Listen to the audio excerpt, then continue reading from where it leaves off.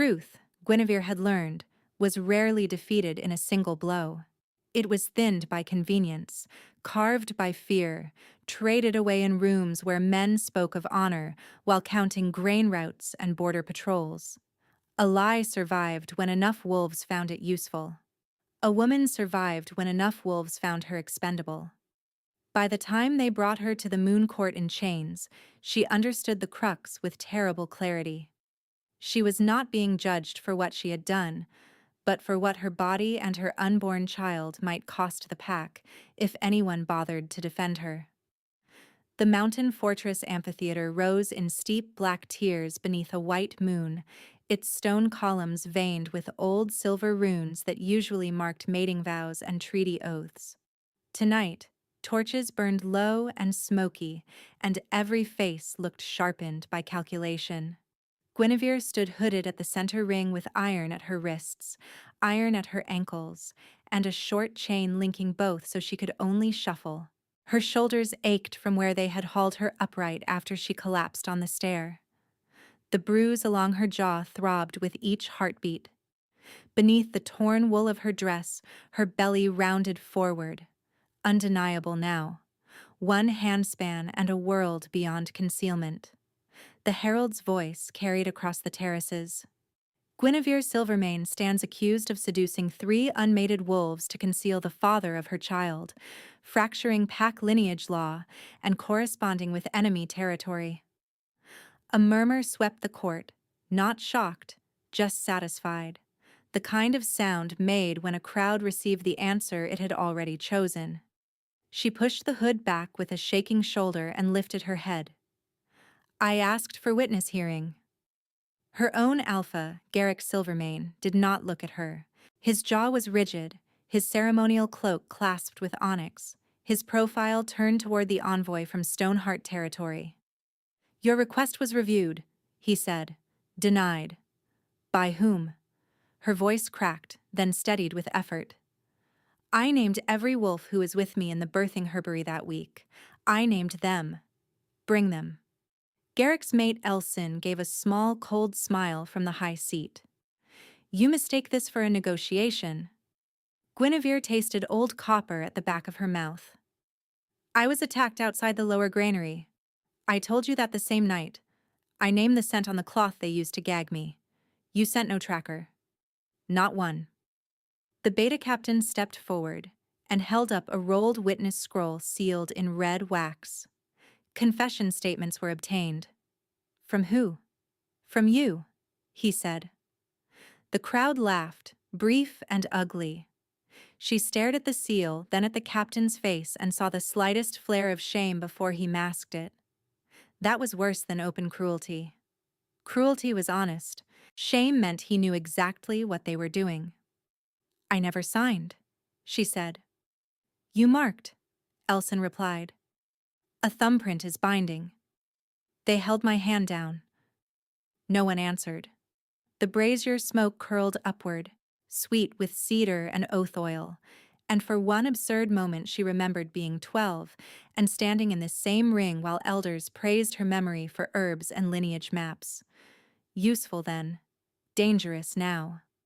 A low kick struck the back of her knee. She dropped, chain clanging against stone. Pain shot up her thigh and she bit down on a cry as the crowd watched with bright, interested eyes. Garrick finally looked at her. "You have brought scandal during treaty season. Border talks with Stoneheart territory cannot survive this disorder. You will be remanded for transfer and private discipline." Private discipline. Not trial, not law, disposal. She forced herself upright on one knee, palms braced on cold stone. "Please." The word scraped her throat raw, and she hated that it sounded like begging. "If not for me, then for the child. Oathfire can test blood claims. You all know it can." Elsin leaned forward. "And if no honorable father steps forward, you expect us to carry your disgrace into winter negotiations?" "She is one of ours," an older female from the lower rows called, voice thin but clear. "At least let the right be done." The beta captain wheeled toward her. Silence. The woman lowered her head. No one else spoke. When they dragged Guinevere from the ring, she kept her spine straight until the last stair, then folded around a cramp that seized hard and hot under her ribs. Panic flooded her chest. Not now. Moon goddess, not now. She breathed through it, counted the beats, felt the fluttering answer inside her, small and stubborn. Still there. By the time midnight bells echoed from the watchtower, they had moved her to a storage vault below the western wall. 2 guards stood outside the oak door drinking spiced spirits and talking as if she were already gone. She should thank the Alpha, one said. Stoneheart men pay clean silver. Better than a public flogging. Shadowfang territory wanted traitors alive for questioning, the other replied. This way, everyone wins. Silvermane keeps alliance, Stoneheart gets favor, Shadowfang gets his runaway. Runaway. She sat in straw with wrists numbed by shackles and listened until each word settled into place. Not remand, sale, transfer under false charge. They would tell Alpha King Orion Shadowfang she had fled willingly with enemy contacts and been recovered at Border Pass. They were building a lie large enough to bury her under 3 jurisdictions. Her breath went shallow. Think. Think now. The old drain channels beneath the western wall ran into the Mule Ravine. She knew because she had helped map Winterfree's lines 2 years before. This vault had one barred spillway near floor level for flood runoff, too narrow for most wolves. Maybe not for a desperate woman 6 months pregnant with stripped shoulders and no room left for fear. The next change of guard came with clattering keys, and a boy too young for night duty, chin barely rough with beard. He kept glancing at her belly and away again. When he set down her water pail, his hand shook. "What is your name?" she asked quietly. He startled. "Do not speak to me." "What is your name?" "Perrin." "Perrin, please look at me." He did. His throat worked. "They told you I confessed." He said nothing. "They told you I refused trial." Silence. "If you had a sister in chains, would you call that justice?" His eyes shone, furious at himself for it. "I cannot open the door." "I did not ask you to." She shifted, wincing as iron bit skin. "I need one thing, your boot pin." He froze. "It is brass," she said. "The chain rivets here are old. I can work them if I have a narrow point." "If they find out." "They will say I escaped," she whispered. "They already plan to say that. Help me make at least one part true." For a long moment he stood breathing hard, shoulders rising and falling as though he were fighting someone he could not strike. Then he knelt as if tightening his laces, twisted the small pin free from his boot seam, and slid it into the straw by her left foot without meeting her gaze. When he left, she bent double over the chain and worked the pin against rusted rivets until her fingers cramped and her nails tore. Minutes stretched thin. Metal gave in tiny, stubborn clicks. Sweat ran down her spine despite the cold. Above, thunder rolled across the mountain. Rain began, hard and immediate, drumming the fortress roof. The ankle ring loosened first, then one wrist. Not free, but enough. She shoved the straw pile against the door to muffle sound, crawled to the spillway grate, and wedged the boot pin into the side bracket. The iron had swollen with years of damp. She braced both feet on slick stone and pulled. Once. Twice. On the third heave, the bracket snapped and the grate dropped with a dull crash she felt in her teeth. No shout came. Storm covered her. She lowered herself into black water that reached her thighs, gasped at the cold, and began to crawl. The drain tunnel was a jagged throat of stone and slime, barely wider than her shoulders.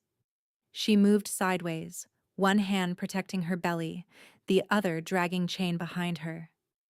Pebbles ground into her palms. Water stung her split knuckles. Twice she nearly stuck at the hips and had to exhale completely to inch forward. She could not turn around. She could barely breathe.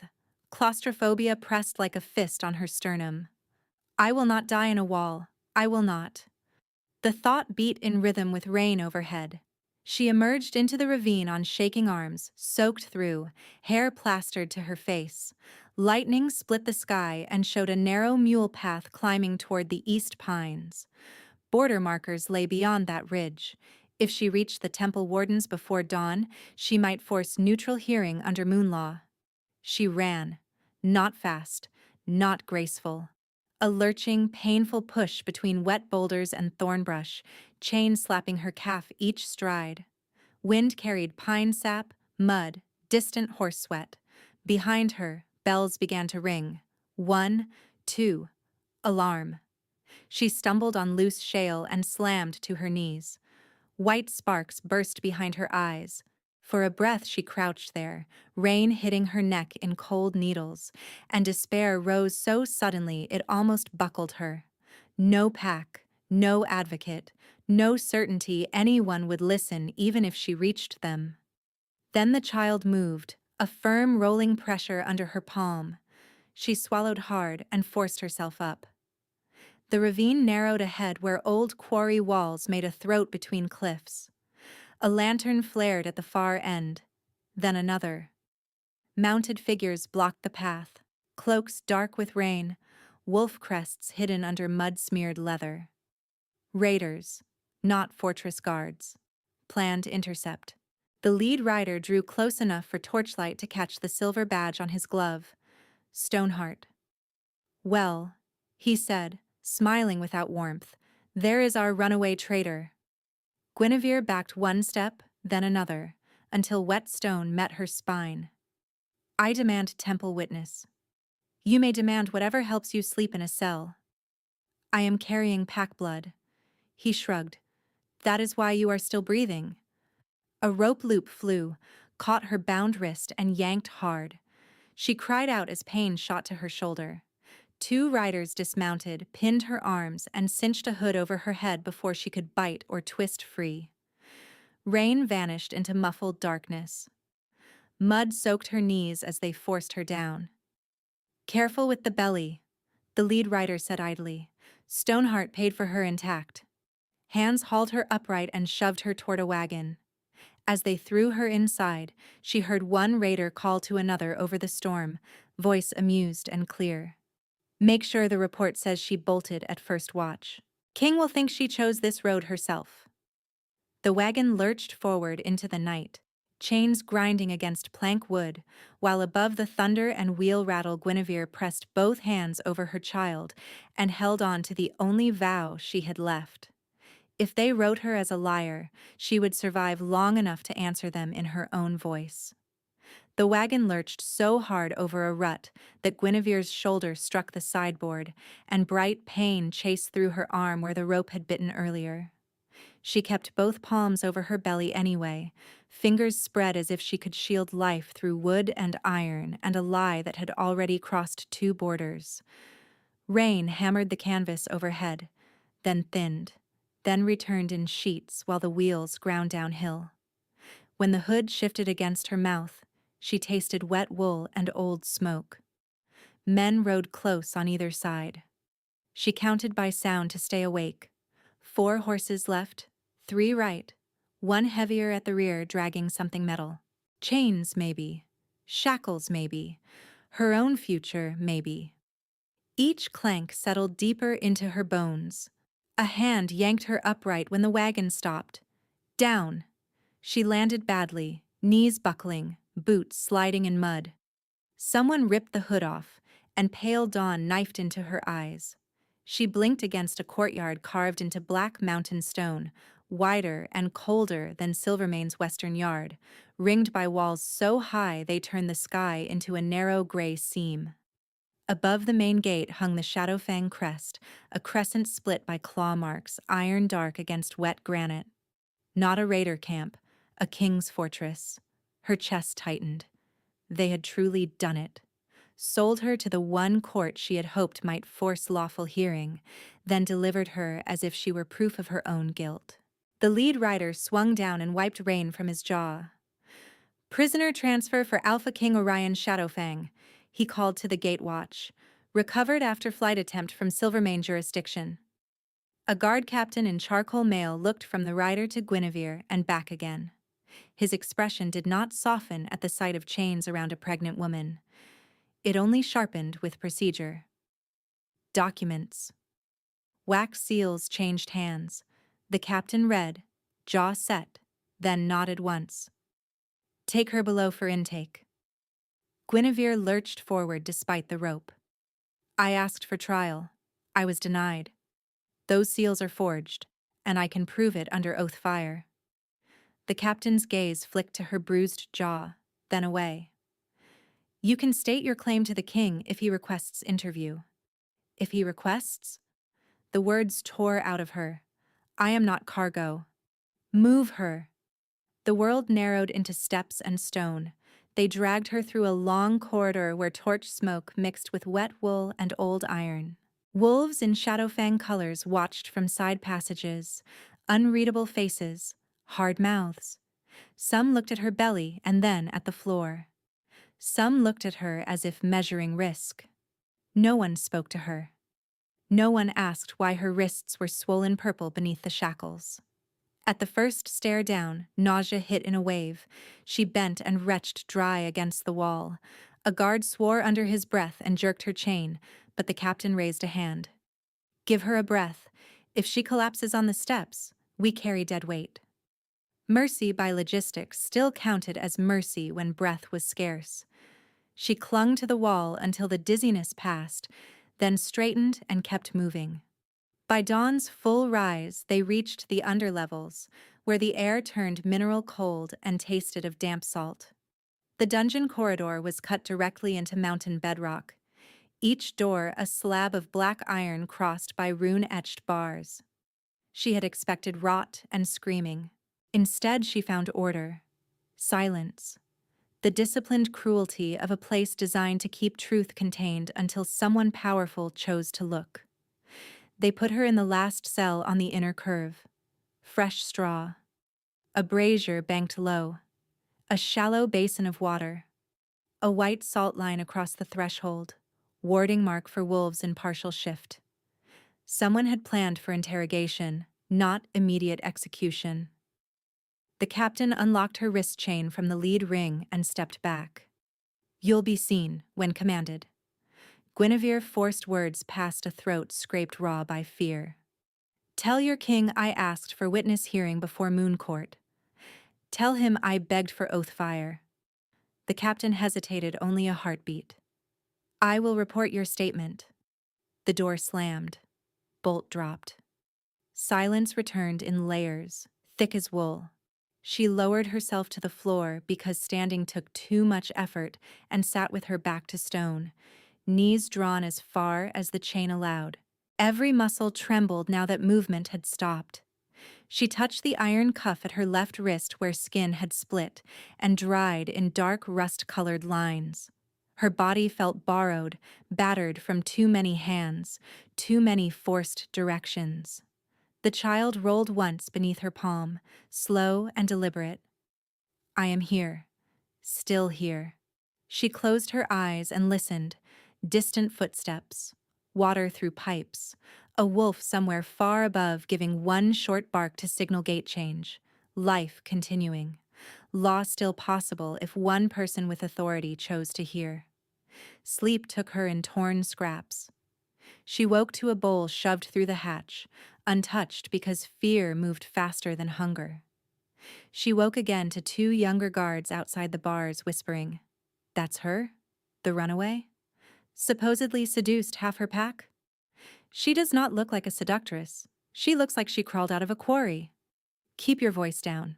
Stoneheart Courier said she's dangerous. Guinevere laughed once, a short cracked sound that startled them both. Dangerous would have been believing me sooner. They left without answering. The next wakefulness felt different because footsteps approached with purpose, not routine. 4 pairs, synchronized. Then one set behind them, slower, heavier, controlled in a way that drew attention without asking for it. The corridor seemed to hold itself still. The guard captain appeared first and stopped at the salt line. He bowed his head toward the figure behind him. Your Majesty, prisoner from Silvermane transfer. Guinevere pushed to her feet on shaking legs and gripped the chain so hard her knuckles whitened. She had never seen Orion Shadowfang in person, only at distance during treaty assemblies, a dark shape on upper terraces, while lesser alphas orbited his decisions. In stories, he was ruthless, precise, unmovable once judgment fell. In stories, mercy was a currency he spent rarely and only to buy leverage. The man who stepped into the torchlight was younger than rumor had made him, but harder. Tall, broad-shouldered beneath a black coat, clasped at the throat with silver fang insignia. Dark hair brushed back from a severe brow. A scar cut one pale line through his lower lip, as if someone had once tried to silence him and failed. His presence filled the corridor the way storm pressure fills lungs before thunder. No wasted motion, no visible doubt. He looked at her once, direct and unflinching, and she felt the floor tilt beneath her. This was the wolf they had told would believe she ran. His gaze dropped to her chains, to the bruise on her jaw, to the swelling in her hands, then rose to her face again. "Leave us," he said. The captain shifted. "Majesty, protocol requires—" "Leave us."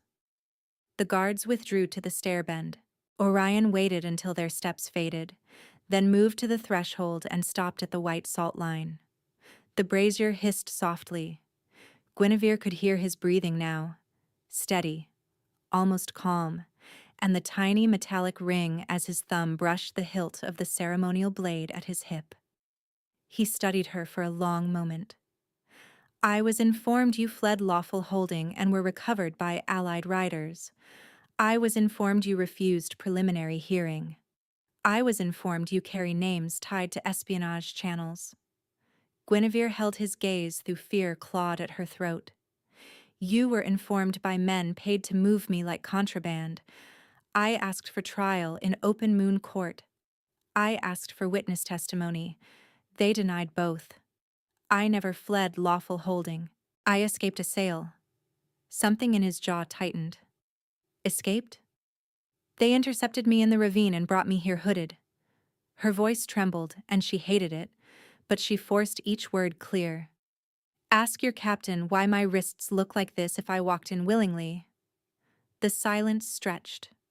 Orion's nostrils flared once, subtle, wolf scents drawing in scent beneath damp stone and ash and fear. Then he stepped across the salt line. Heat slammed through the cell so abruptly Guinevere sucked in a ragged breath. Not warmth from fire, not fever, something deeper and older. A force that struck sternum to spine as if two unseen currents had collided in her chest. Orion stopped mid-stride, shoulders jerking. Amber bled into his irises, brightening until they held molten light. A filament of silver gold shimmered into view between them, thin as drawn wire and unmistakably real, arcing from the center of his chest to the pulse at her throat. It thrummed once, twice. The sound was not sound but pressure, a low resonance she felt in teeth and blood. Orion's breath caught hard. He stared at the thread, then at her, disbelief cracking through kingly control. "No." The word came out rough, almost hoarse.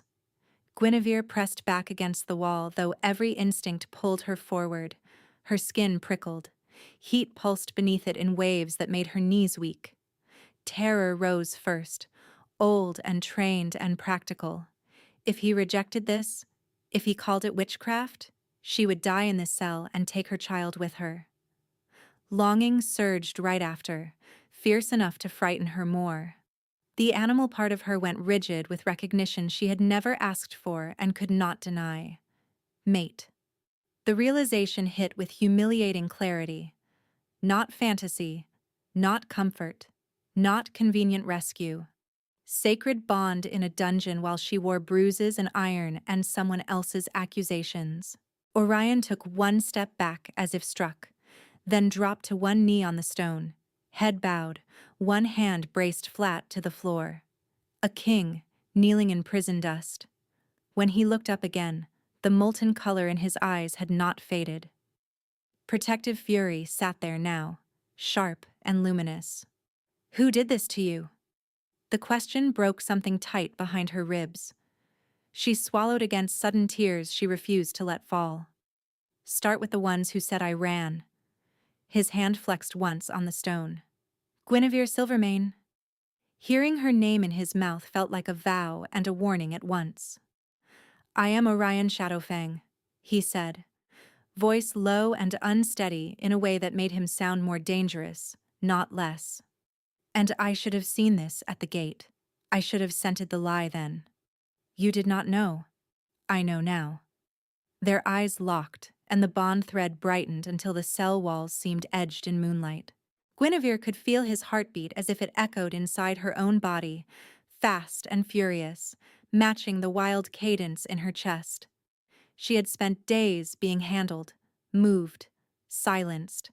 In that gaze she felt seen whole for the first time since the Moon Court stripped her name down to accusation. Orion rose slowly, every movement deliberate, as if one sudden shift might shatter the thin, blazing line between them. He reached toward his belt and drew the ceremonial blade, then stopped with it lowered, waiting. "May I come closer?" he asked. The question, simple and formal, nearly undid her. A king asking consent from a chained prisoner while the mate bond burned between them. Guinevere inhaled, shaky but steadying. "Yes." He stepped forward into her space, blade catching brazier light, and the silver-gold thread between them tightened like destiny pulled taut. The blade stayed low, angled away from her body, and Orion waited for her nod as though her answer mattered more than iron law or instinct. When she gave it, he moved one careful step closer and crouched to reach the shackle at her right wrist. He did not seize her arm. He opened his hand and let her place her weight into his palm on her own terms. Up close, he smelled of cedar smoke, rain, and steel oil, with that deeper wild note beneath it that made the bond thread hum. His fingers were calloused, warm, steady despite the force coiled in him. He studied the cuff where it had rubbed her skin raw, and something feral crossed his face so quickly she almost missed it. "Hold still," he murmured. "This blade is right forged. It will cut iron cleanly, but I need a narrow angle." She braced herself against the wall. The first strike was precise, a ringing snap that split the rivet without jolting her bone. The cuff loosened. He caught it before it could tear skin again and lowered it to the floor like a dangerous relic. The second wrist took longer. Rust had fused the pin, and when he twisted the blade through the seam, pain shot through her forearm hard enough to pull a broken sound from her throat. Orion froze immediately, blade gone still. "Stop me," he said, voice rough. "If it is too much, say it." No one had asked her that in days, maybe longer. "Do it," she whispered. He finished the cut in 2 measured motions. Iron dropped away. For a breath she just stared at her own hands, bruised and shaking and suddenly unbound. Her ankles remained chained to the floor ring, one final tether. But the relief in her shoulders was so sharp it bordered on grief. Orion sheathed the blade and removed his cloak without ceremony, heavy black wool lined with dark fur. He draped it around her from behind so the weight settled over her back and around her belly, fastening it loosely at her collarbone. The wool held his heat. She had not realized how hard she was shivering until the tremor began to ease. "The brazier is too low for this depth," he said, almost to himself, then lifted his gaze to hers. "You should have had healer intake the moment you arrived." "I had accusation intake," she said. His mouth flattened. "That changes now." He turned to the door and called for the captain. When the guard appeared at the bars, Orion's tone sharpened into command. "Bring fresh water from upper cisterns, sealed. New meal from King's Kitchen, not dungeon stores. Healer Maeve only. No substitutes, no apprentices, no one unsupervised." The captain blinked. "Majesty, protocol for transferred traders is revised." Orion did not raise his voice. He did not need to. By me. Immediately. The captain bowed and vanished up the corridor. Silence returned, but it was no longer empty. Orion moved back to her with deliberate distance, stopping just beyond arm's reach. The bond between them vibrated like a drawn bowstring, begging closeness. He kept his hands at his sides. Guinevere watched him war with that pull and choose restraint in real time. It unsettled her almost more than aggression would have. She understood domination. She had lived under it. This measured reverence from a man built for command left her unsteady. You could compel me, she said quietly, as king, as alpha. His stare went hard. Not in this life. Many say that before they find a reason. Then hear mine. He held her gaze without flinching. My father ruled by taking first and justifying later. Territory, loyalty, bodies, testimony. He called it necessity. I buried wolves who died from his necessities. I swore I would never build authority on the same theft. The words were plain, unsmoothed, and that made them ring true. She folded her freed hands under the cloak, pressing warmth into her fingers. You were told I ran willingly. I was. His jaw tightened. I failed you at the gate because I trusted paperwork over scent and injury. That failure is mine, and I will answer for it. No king she had known would name fault aloud. When food arrived, it came on a carved wooden tray with steam rising from broth, thick with barley and winter greens, dense bread, and 2 stoppered flasks. Orion checked both seals himself, cracked them, and poured water into a cup. Then, without breaking eye contact, he tasted the water first and swallowed. He tore a piece of bread, dipped it in broth, ate, waited, then took a second sip from the same cup. Guinevere frowned. What are you doing? Removing one uncertainty, he said. Stoneheart uses poison as strategy. I have seen his work. The statement landed with cold certainty. She had thought her fear of tainted food was hysteria born of captivity. Watching a king test each item before passing it to her reframed that fear as survival. He set the tray within her reach and stepped back again. Eat while it is warm. Hunger hit then, brutal and undeniable. She drank first, slow, waiting for nausea. None came. She ate in cautious bites, every swallow easing the trembling in her limbs. Orion remained in the cell but turned half away, granting privacy where he could in a place built to deny it. As she ate, thoughts rose in a jagged rush, present and raw and impossible to quiet. Do not trust quickly. Do not hand him your throat because he asked permission once. Men can perform gentleness when they want obedience polished to look like gratitude. Yet he cut iron before asking for names. He covered your child before securing his own certainty. He tasted from your cup. He is dangerous, yes, but the danger is aimed outward for once, not at you. I do not know this man. I know what he has done in 10 minutes that my own pack refused in 10 days. I am so tired of sorting safety from theater. I am so tired. If this is a mask, I will survive it. If it is real, maybe I do not have to survive alone. She lowered the spoon. Orion looked back at once, alert to the smallest shift. The ankle chain, she said. He knelt and examined the floor ring. Triple welded. Dungeon master lock. He glanced up. I can cut it now, but the strike might jar you. I can stand it. He measured the angle, then paused. May I touch your leg to brace the iron? Her throat tightened. Yes. His hand settled just above her ankle, firm and respectful, while the blade bit through the ring in 2 bright strikes. Metal split. The chain fell with a dull thud against stone. Freedom rushed up her spine so abruptly her knees weakened. Orion rose with her movement but did not catch her until she swayed. May I? He asked, hands hovering near her elbows. Yes, she breathed, and let him steady her. His grip was controlled, No more pressure than necessary. Still, the bond answered, a low thrum beneath her skin that made her breath catch. Orion released her at once, stepping back as if to prove he would not take an inch she did not offer. By late afternoon, when torchlight replaced the thin gray from the corridor vents, she was no longer in irons, wrapped in his cloak, and seated on the cell's straw pallet while healer Maeve checked her pulse and the child's heartbeat with a rune-warmed palm. Strong, Maeve said, relief softening her lined face. You are depleted, not failing. When Maeve left, Orion remained at the threshold, one hand braced against the bar. I need to bring you upstairs. Guinevere stiffened. For judgment? For exposure. His expression hardened. My captains have repeated Stoneheart's version as if it were proven law.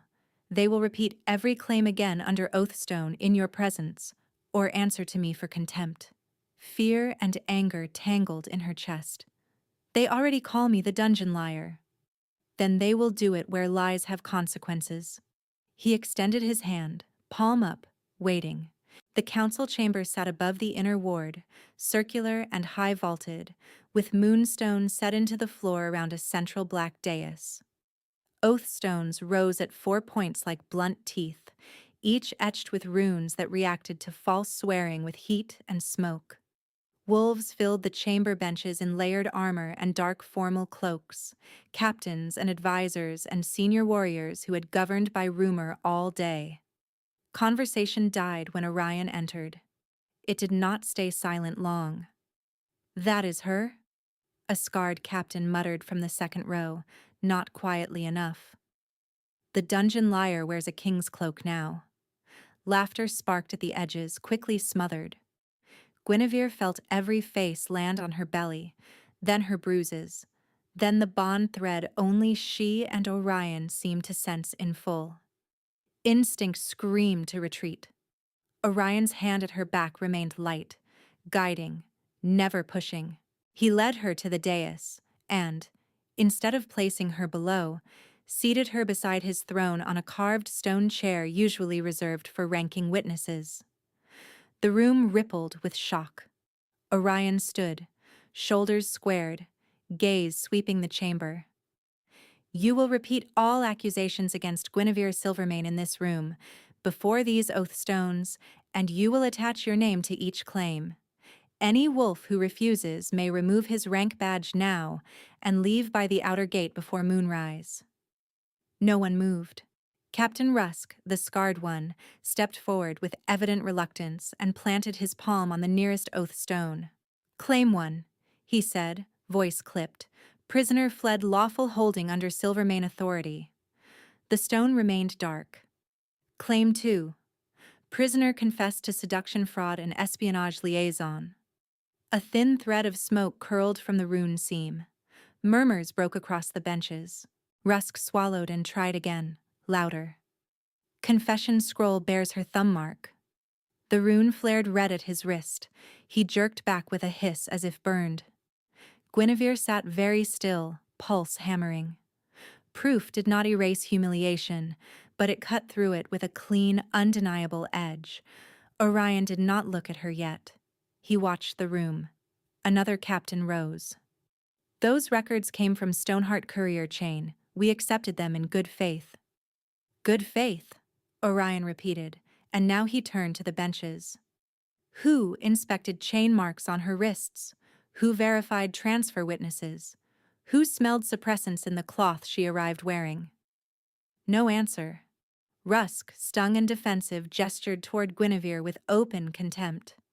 Majesty, with respect, a mate bond can cloud judgment. We cannot reorder crown process for one female with a convenient story.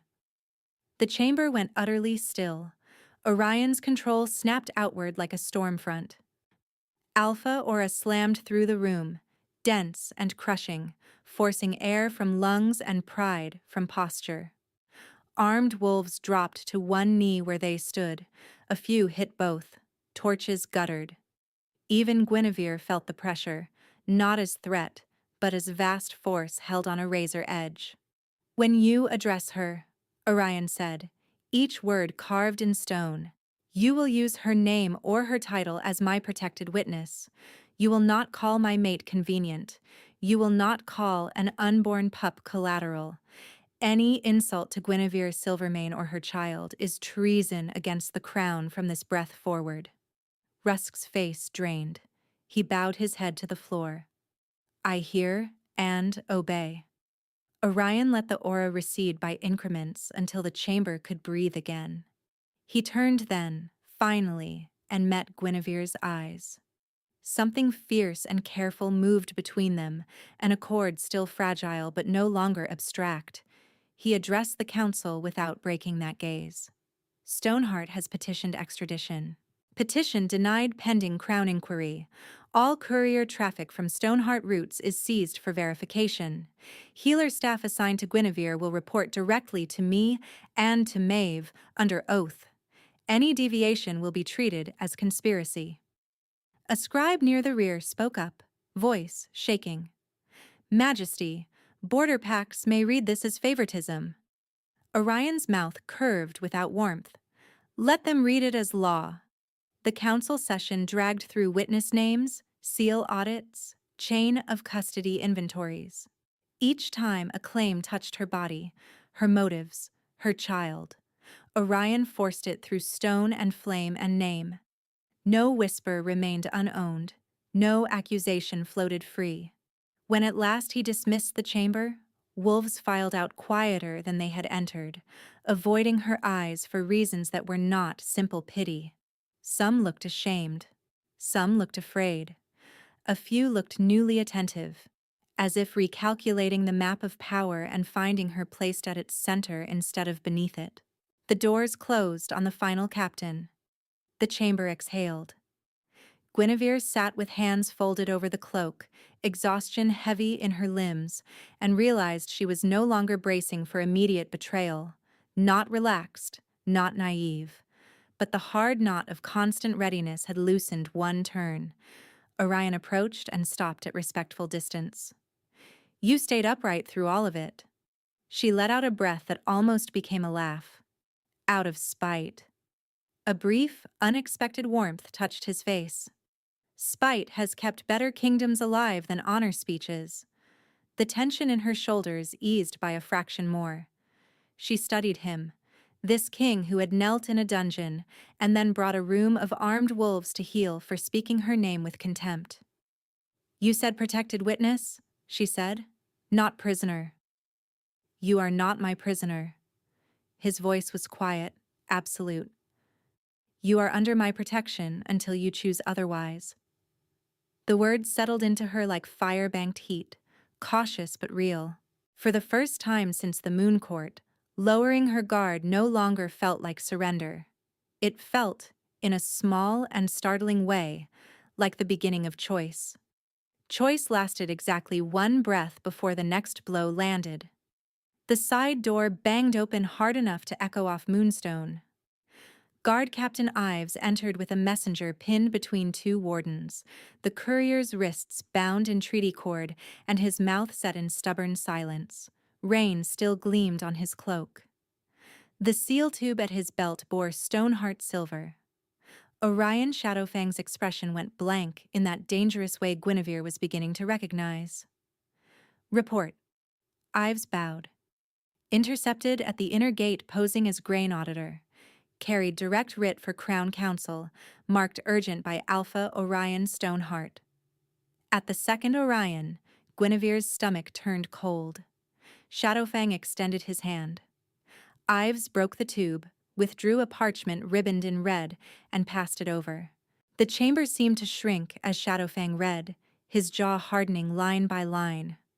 Read it aloud, Guinevere said quietly. He looked at her once, then complied, voice carrying through the empty council ring. To Alpha King Orion Shadowfang. Your harboring of Guinevere Silvermane, confessed seditionist and lineage fraud, constitutes obstruction of interpack justice. Under Border Covenant 9, extradition is demanded for lawful execution. Failure to surrender within 3 nights will be treated as admission of collusion and grounds for territorial arbitration. He turned the page. Attached, verified witness scrolls, healer attestations, and signed confession by thumb mark. Guinevere stood, cloak slipping from one shoulder and crossed to him on unsteady legs. "Let me see." The first scroll looked official at a glance. That was the point. Correct stamp size, correct wax color, familiar witness names. But the text was wrong in the places only someone who had copied law by memory would miss. The old Moon Court formula used under sky and scent. This one read under sky and blood, a southern phrasing Stoneheart scribes used in trade disputes, not criminal declarations. The date knot had been tied in winter sequence, though she had been seized in storm season. The thumbprint at the bottom was dark and smeared, not the pale pressed mark made by inkstone. "They forged from fragments," she said. "Good fragments. Enough to fool anyone who wants to be fooled." Shadowfang looked to Ives. "Who escorted this courier?" "2 riders waiting at Lower Pass. They fled when we seized him." "Send trackers. Quietly. I want roots, not trophies." The courier laughed once through his nose. "You are already late, King. Copies are in 3 border courts." Guinevere turned toward him. "And rumors in 10 more by dawn." He smiled without humor. "Your name travels quickly when it serves a war." Shadowfang moved closer to the courier, not touching him, letting rank do the work. "Your alpha wants my authority fractured. He wants border packs to choose between law and spectacle. He wants me to hand over my mate or look like I shelter treason." His voice dropped. "Tell him he chose the wrong woman to chain and the wrong court to bait." The courier said nothing after that. Ives hauled him away for holding, boots scraping stone. When the door shut, silence fell heavy and intelligent, full of calculations. Guinevere kept her eyes on the forged scrolls spread across the table, but she felt Shadowfang watching her, assessing not weakness but strain. She hated how grateful that made her. "He is not asking for me," she said. "He is asking for your crown to bend in public." "Yes." "If you refuse, he frames you as corrupt. If you comply, he gets my body and your surrender in one gesture." She swallowed. "He built this to wound you either way." Shadowfang's hands flattened on the table edge. "Then we stop accepting his frame." He sent for Archive Master Tolland, for Healer Maeve, for the Covenant Registrar, and for 2 neutral scent readers from Temple Service. No theatrics. Procedure weaponized with precision. Within the hour, the council chamber became an evidence room. Scroll fibers under magnifying crystal, wax composition tested over low flame, scent traces sampled from the confession ribbon. Guinevere stood through most of it, naming which witnesses had been absent from Silvermane grounds the night she was accused, where one healer's signature duplicated a stroke pattern used by Stoneheart clerks, which line in the confession used terminology no she-wolf in labor fear would choose. By full dark, the pattern was clear enough that even skeptics stopped arguing and started taking notes. Stoneheart had not sent one lie. He had sent a lattice of lies designed to support each other if any single strand was challenged. 3 nights to extradition. 3 nights to break a king in front of his packs. She pressed her fingertips to the table to steady herself as another wave of nausea rolled through her. Maeve appeared at her side with water already uncapped. "Sip." Guinevere obeyed and breathed until the room steadied. Shadowfang's gaze tracked every movement, protective and controlled, and that same dangerous warmth moved between them again, not softer than earlier, but deeper, threaded now with shared purpose. He was fearsome in a fight. He was more fearsome at a ledger table, where he could turn governance into a blade. That frightened her too. Because attraction was easy to mistake for safety. Because power that shielded could still crush if it changed its mind. Because her body answered him with a fierce pull she did not trust yet, and mistrust had kept her alive. I am standing in a king's war room wrapped in his cloak, and my pulse quickens when he says my name like it is a vow. I want to lean toward him. I want to run. Both are true at once. I have lived too long where affection was traded for silence, where protection had fine print, where women were thanked for endurance and discarded for inconvenience. Do not confuse being chosen with being free. Do not confuse gentleness tonight with gentleness forever. Yet when he asks, he waits. When he commands, he does it in daylight.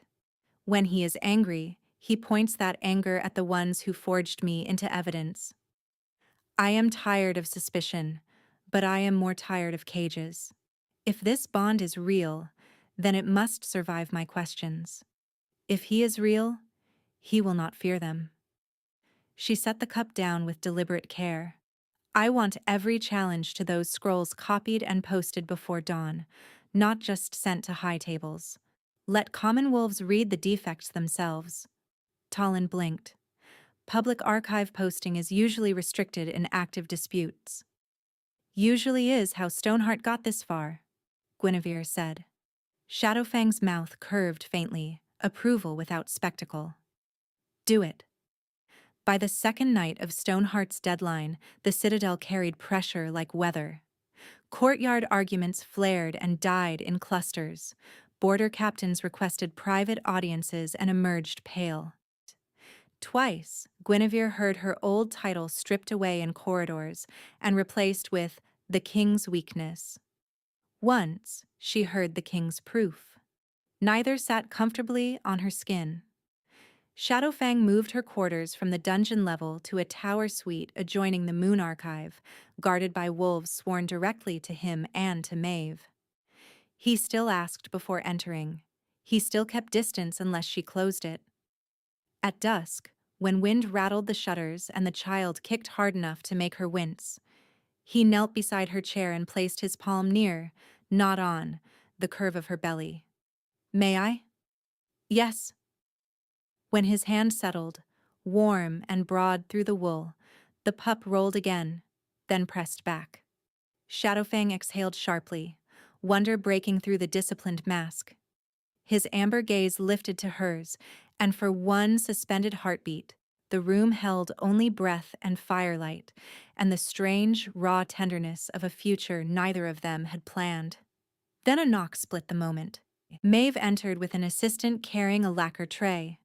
Night tonic for cramping, the assistant said, eyes lowered. She was slight, veiled, dressed in healer gray, unfamiliar to Guinevere. Shadowfang rose at once. Name? The woman did not hesitate.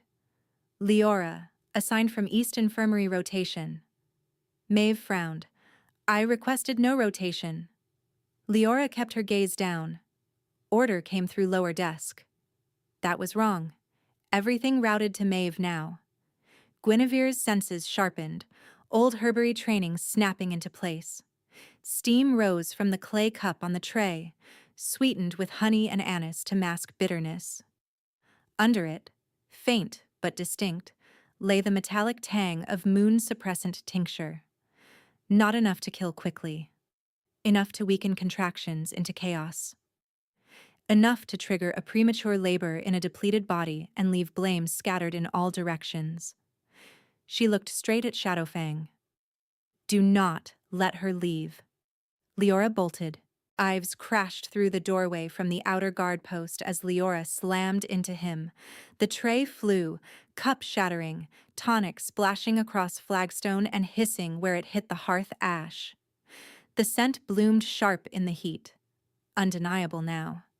Wolfsbane derivative, crushed moonseed, bitterroot resin. Maeve swore under her breath. That is suppressant. Leora drew a narrow blade from her sleeve and swung for Maeve's throat.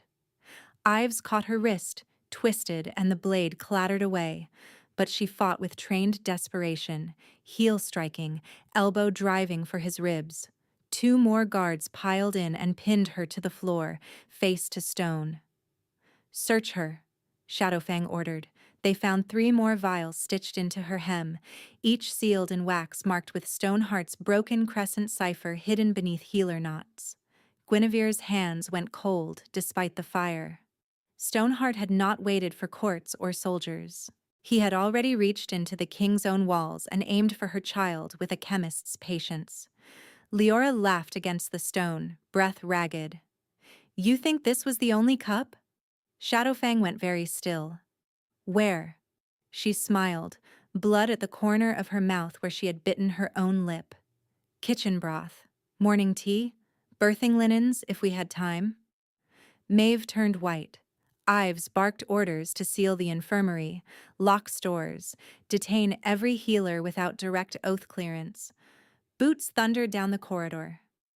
Guinevere gripped the chair arm as a cramp seized low and hard, sharper than the earlier ones, radiating through her spine. She sucked in air and counted. It did not ease. A second followed too quickly. Maeve was already at her side, fingers on pulse, expression tightening. These are not routine. Shadowfang crouched in front of Guinevere, eyes feral with contained panic. Talk to me. She met his gaze, refusing to let fear take her voice. I can ride pain. I cannot ride poison and politics at once. Another contraction hit, stealing breath, and this time she could not hide the sound it tore from her. Maeve looked up at Shadowfang, every syllable clipped. If suppressant has been in her system for even a day, we are at critical risk. I need the temple warding chamber now.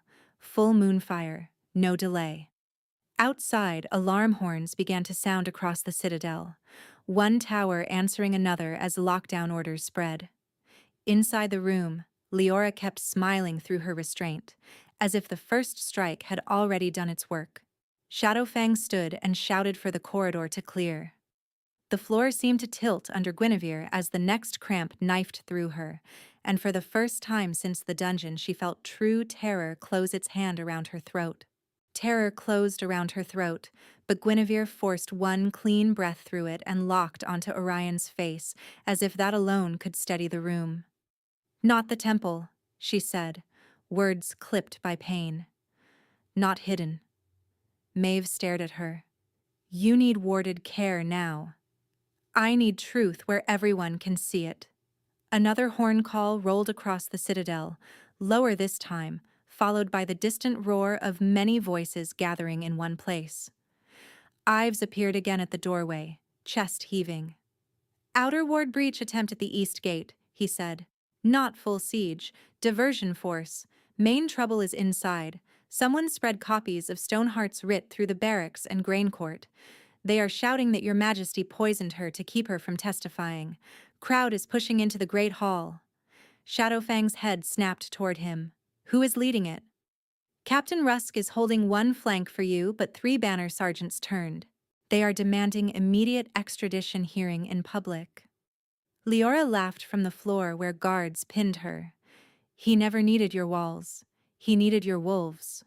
Guinevere pushed herself upright on trembling legs. The cramp eased enough for speech, though sweat chilled her spine. If I disappear into the temple chamber now, Stoneheart wins the story.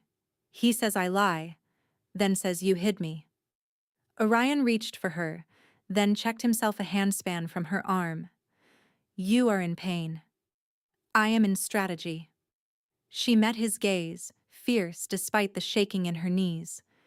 Take me to the great hall. Let me invoke trial of scent. Maeve made a sharp sound of protest. The right burns hard, in your state. In my state, I do not survive another night of rumor and tincture cups. Guinevere looked from Maeve to Ives to Orion. The accused calls it, not the king. That still holds, yes? Orion's jaw worked once. It holds. Then move. He gave orders in a rapid, controlled sequence that turned panic into motion. Leora was dragged to a sealed cell under triple guard. Maeve assembled a field satchel of stabilizing herbs and heat stones and refused to leave Guinevere's side. Ives dispatched runners to close every kitchen and infirmary store and drag every healer through oath fire screening before moonrise. By the time they stepped into the corridor, the citadel sounded like a storm contained inside stone. Boot thunder, shouted commands, iron doors slamming in succession. As they descended toward the great hall, Guinevere felt each stare through the base of her spine. She kept one hand on her belly and one on the wall, measuring the rhythm of pain, refusing to let anyone carry her as if she were fragile cargo again. Orion moved half a step in front and to the side, making his body a shield without caging her movement. Wolves they passed dropped their eyes, then looked again, startled to see the accused walking under the king's guard by her own will. At the final archway, heat hit her face from braziers and too many bodies. The great hall had become a tribunal pit without law. Warriors shouted over one another from the lower tiers. Scribes waved forged scrolls. Two wolves had overturned a bench and were using it as a barricade against crown guards at the center aisle. Stoneheart colors flashed among neutral cloaks like stains spreading through water. A sergeant saw her and pointed. There. Ask her where the confession is now. Another voice, female and bitter, cut through the din. She traded one alpha for another and calls it justice. Guinevere flinched, then straightened. Orion stepped onto the central dais and let alpha authority roll off him in a controlled wave. Silence. The hall quieted by degrees, not from obedience alone but from shock that he had brought her here at all. He gestured to the oath brazier at the dais center, a shallow basin of black iron ringed by moon runes. Guinevere Silvermane has requested trial of scent under crown law. The rite will proceed. A council elder rose from the second tier, face gray with anger. She cannot call right while under medical compromise. This is manipulation. Guinevere answered before Orion could. Medical compromise came from your infiltrators. Her voice carried farther than she expected, sharpened by fury and fear in equal measure. I stand. I speak. I call it.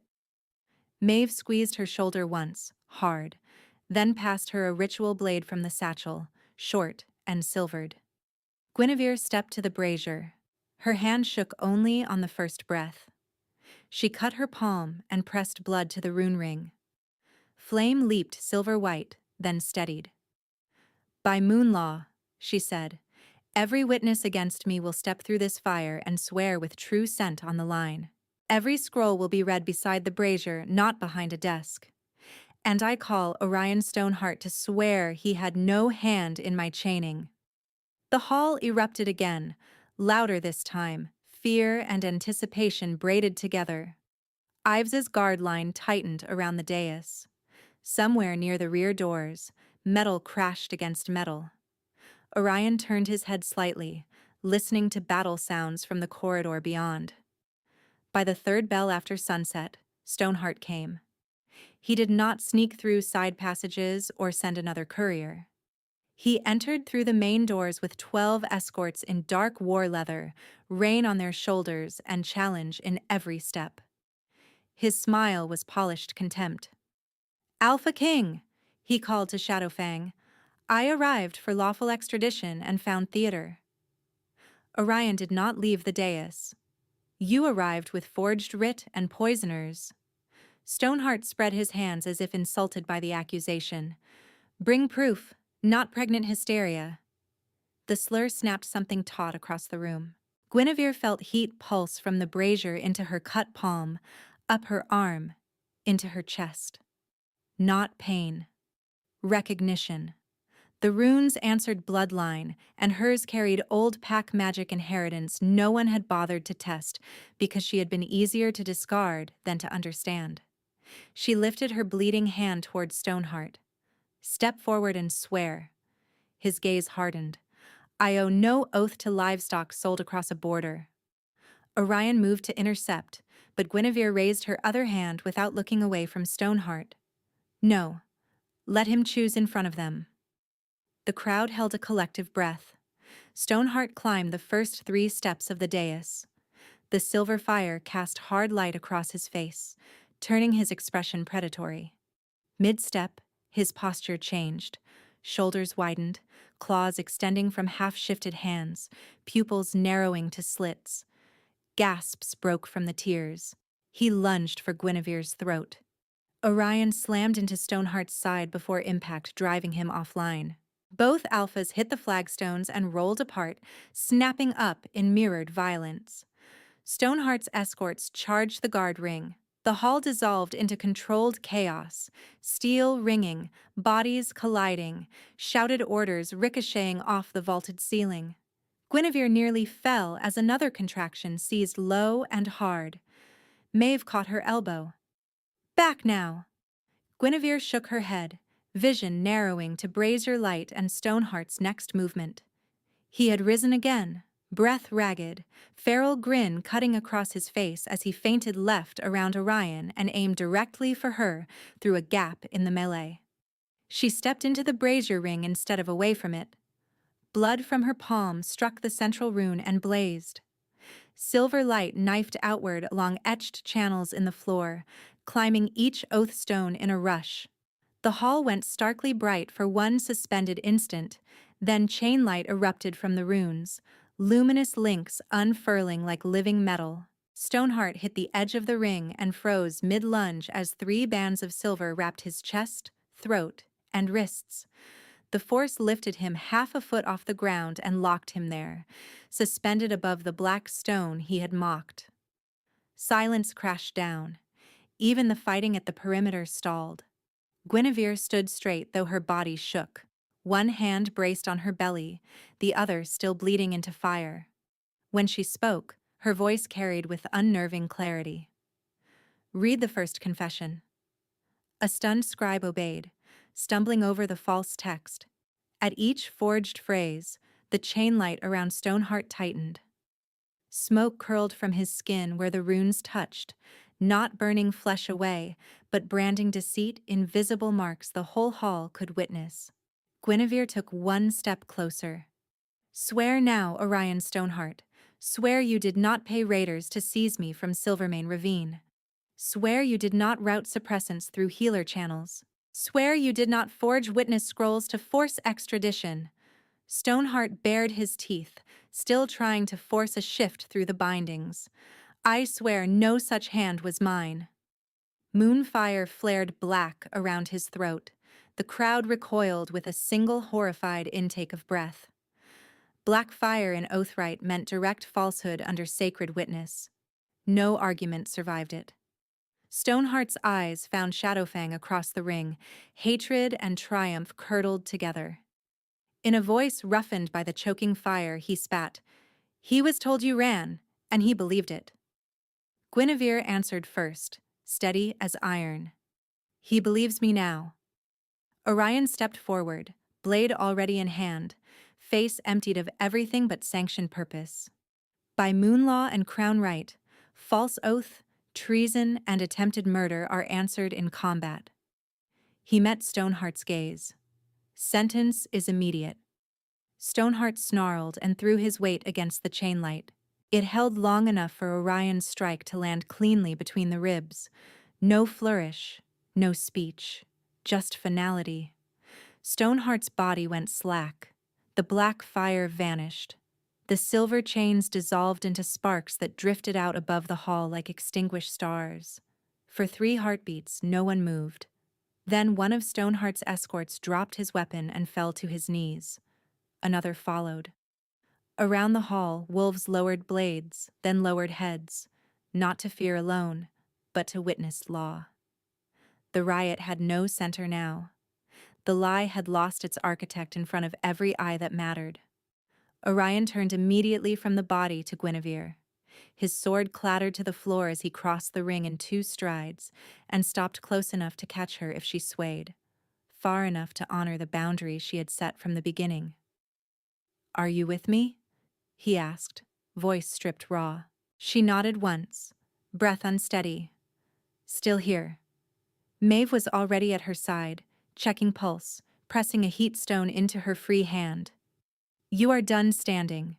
Guinevere looked past her at the hall, at elders and captains and scribes who had watched her called liar and then watched her bind a rival alpha in the same chamber. Her fear had not vanished. Her pain had not vanished. But her silence had. Ives stepped onto the dais and raised his voice. "By witness of this assembly, Orion Stoneheart is dead under lawful sentence. All surviving conspirators are remanded for Oathfire Tribunal at first light. No one leaves the citadel without crown seal. No one argued. Orion offered Guinevere his forearm, formal and public. May I take you to the temple court? She placed her hand on him, firm despite the tremor. Yes, but not to hide. His answering look held fierce relief and something close to reverence. Together they stepped down from the dais while the hall parted before them, and this time every wolf who watched knew exactly who had led them there. Together they stepped down from the dais while the hall parted before them, and the noise of argument thinned behind them into stunned, uneven quiet. By the time they crossed the inner courtyard, the moon had climbed above the citadel walls, bright enough to silver every wet stone. Temple bells rang once, low and resonant. Maeve kept pace on Guinevere's left, 2 fingers on her wrist between contractions, counting and listening with a healer's relentless focus. At this interval, we still have room to stabilize, Maeve said under her breath. The suppressants did not finish what they started. Guinevere nodded, breathing through another wave of pain that rose and receded without taking her under. Orion opened the temple court doors himself. No servants, no herald, just his hand on old cedar and the moon pouring through the open roof onto the white inlay circle where mates had sworn for generations. He stopped at the circle's edge and looked to her, not to the gathered witnesses. Ives stood back with 6 crown guards. Tolland had arrived with archive satchels clutched to his chest. Rusk, bareheaded and visibly shaken, held the blooded ritual blade she had used in the hall wrapped in clean linen for evidence chain. Nobody spoke. Orion unfastened his own throat clasp and set his crown torque on the stone beside him. Then he lowered himself to one knee before her, broad shoulders bowed, throat bared where pulse beat steady above his collar. The gesture was ancient, older than crowns, and it struck the court like another kind of thunder. "Guinevere Silvermane?" he said, voice carrying cleanly in the moonlit silence. "Before Moon Witness and Pack Witness, I offer first vulnerability, not first claim. If you want no bond tonight, I stand and guard you unmarked. If you want the bond, it is yours to shape. No command, no coercion, choice." The word she had fought for since the mountain court stood between them now, living and real. She stepped closer until moonlight traced both their shadows into one long shape across the tiles. "I want the bond," she said, and her voice shook only once. Mutual, spoken, witnessed. And if either of us breaks trust, the other speaks before silence can harden. His gaze went fierce and bright. "Agreed." She touched his jaw with her free hand, feeling the roughness where evening stubble had grown back beneath battle sweat and rain. "Then hear me first. I am not a secret to keep in a locked room. I am not a symbol to raise when convenient. I am your mate if I am your equal." "You are my equal," he said at once. "You are my mate." The bond between them flared, a visible silver-gold thread now branching into finer strands that wrapped wrists, sternum, throat. Guinevere felt the child move, a firm turn beneath her palm, then settle as if listening. Orion rose enough to stand level with her. "May I mark you at the shoulder?" "Yes." He cupped the back of her neck in one warm hand and drew her in slowly, giving her time to pull away if she chose. She did not. His mouth brushed the junction of neck and shoulder first, breath hot against her skin, then his fangs pierced with one deliberate bite. Pain flashed white and sharp. She gasped, knees softening, fingers clutching his tunic. Before fear could take root, heat followed, deep and flooding, not burning but opening, as if every locked chamber in her chest had been given light at once. A pulse of gold-silver raced outward from the mark, across her collarbones, down her arms, over her belly where the child answered with a steady rhythmic flutter that matched Orion's heartbeat now pounding against her. Scent crashed through her senses in layered clarity. cedar, rain, iron, winter smoke, and beneath it the clean, fierce certainty of home she had never been granted before. She heard him whisper against her skin, rough with emotion he was no longer trying to hide. Mine. The word did not feel like possession. It felt like a vow to protect what he recognized as sacred. She pulled back enough to meet his eyes, amber and luminous in the moonlight. Yours, she answered, then bared her own fangs with a tremor she did not conceal. My turn. May I mark you? His throat worked once. Please. He tilted his head, exposing the pulse at his neck exactly where he had offered it when he knelt. Guinevere set her hand over his heart first, grounding herself in that pounding life, then bit down over the pulse. The pain in her jaw and teeth lasted a breath, then transformed into a resonant surge that ran through both of them like struck metal singing. Orion's hands tightened at her waist, careful and shaking all at once. Light rippled over his skin in branching runes, then across hers, matching patterns that settled into a shared glow before sinking beneath the surface. She released him slowly, forehead falling to his. Their breaths mingled, harsh and unguarded. Mate, he whispered. Mate, she echoed. Around them, the court remained silent, reverent now, rather than uncertain. Maeve wiped at her eyes with the heel of her hand and pretended she had only brushed away smoke. Ives bowed his head. Even Rusk went to one knee and stayed there. Orion gathered Guinevere into his arms, not lifting her off her feet, simply holding her with a steadiness that let her feel the bond settle rather than blaze. The panic that had clenched her ribs for days eased by degrees, not erased, integrated. Wounds did not vanish because love arrived. They healed because love stayed when fear surfaced. He pressed his brow to hers and spoke so softly only she heard. No chains.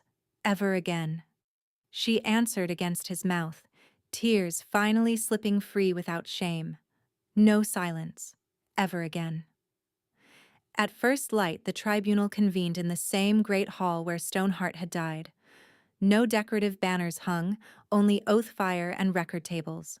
Talon stood at the center with the evidence arranged in strict sequence: forged witness scrolls, confession ribbon, wax samples, the shattered tonic cup sealed in a clay evidence box, and the 3 vials cut from Leora's hem.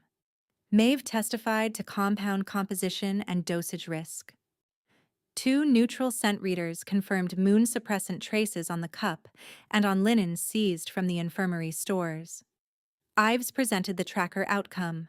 Both riders from the lower pass had been captured before dawn, and under oath fire they named Stoneheart's paymaster and route captain. The courier from the gate, stripped of bravado, confirmed he had carried duplicate writs to 3 border courts.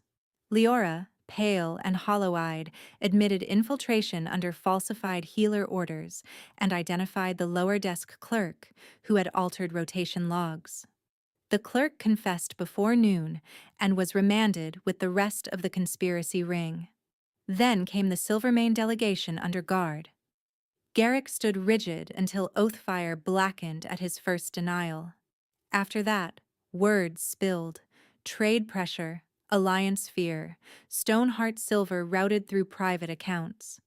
Elson admitted directing the forged confession mark and suppressing witness calls. The beta captain who had once shown that flicker of shame stepped forward with shaking hands and confessed he had held Guinevere's thumb to ink while she fought him. He asked no pardon. He only bowed his head when sentence was read. In the second row, the older female who had spoken for Guinevere at the first moon court met her eyes and wept openly when the record was entered. Before adjournment, Orion rose and issued the decree that changed the bones of his realm. The clandestine dungeon network was dissolved in full. Every undercell was ordered audited, every undocumented prisoner brought to immediate review, every transfer requiring dual oath signatures and public posting. Guinevere added her own first act as recognized mate and co-ruler in practice, if not yet in title. Maternal sanctuaries in each border district, staffed by healers screened under rotating oath fire, with direct petition rights that could not be overridden by local alphas. At sunset, in the temple court where the moon rose clear, her formal investiture took place before pack and witnesses. Orion placed the high lunatorque at her throat, then stepped back so she stood alone at the circle center while the herald read her authority. Justice rights, sanctuary law, trafficking prosecution, and full cosign power on territorial judgments. When the final clause named her not consort ornament but crown partner, the court answered with a single unified bow. Among those kneeling was Perrin, the young guard from the Western Vault, brought under protection after his statement was verified. Guinevere crossed to him afterward and pressed a small brass boot pin into his palm, cleaned and wrapped in linen from her own sleeve. "You gave me one chance," she said. "Use yours well." On the first night of deep winter, labor came clean and on time beneath temple wards, with Maeve directing and Orion at Guinevere's side, hand locked in hers through every wave.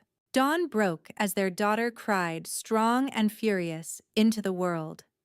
Orion laughed once, helpless and astonished, while Guinevere held the child to her chest and felt the bond between all three settle into a quiet, enduring rhythm. That evening, before the hearth in their chambers overlooking the inner court, Orion cradled their sleeping daughter and looked up as Guinevere joined him beneath one blanket. "Mine," he murmured, touching the child's tiny fist, then her marked shoulder. Guinevere smiled, tired and radiant and entirely unafraid. "Yours," she said, and laid her hand over his marked pulse. "Mate." Outside, the citadel bells marked Peace Watch, and inside, at last, no one was chained, no one was silenced, and no one stood alone.